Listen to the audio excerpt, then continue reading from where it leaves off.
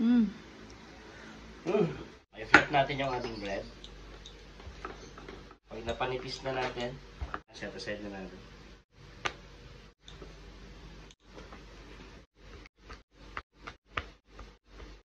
Season na natin yung ating chicken breast ng salt, black pepper,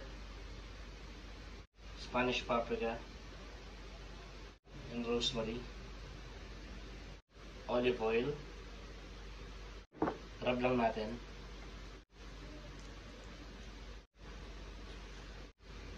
Black pepper, salt, Spanish paprika, olive oil.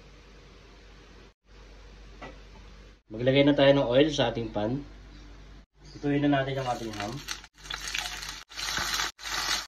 Bakery na natin. Pagkaside na natin. Ituin na natin yung ating chicken. Yung kabilang side naman yung lutuin natin.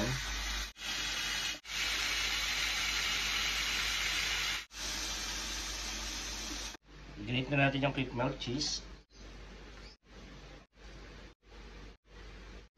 Wainin natin yung ating ham. Set aside na natin.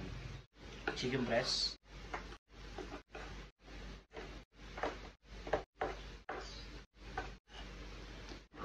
Lagyan na natin yung ating ham, yung chicken, mayonnaise. Lagyan na natin yung ating mozzarella cheese. Ngayon lang natin na mabuti. Ito nga pala yung papalaman natin sa ating bread.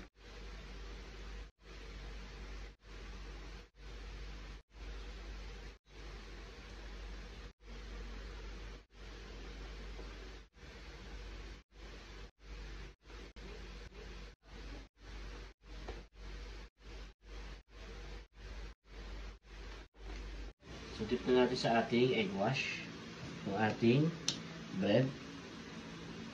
Yung kabilang side din. Ilagay natin sa ating breadcrumbs.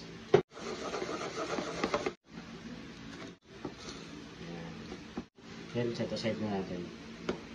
Okay. Deep fried na natin. Yung kabilang side naman yung lutuin natin.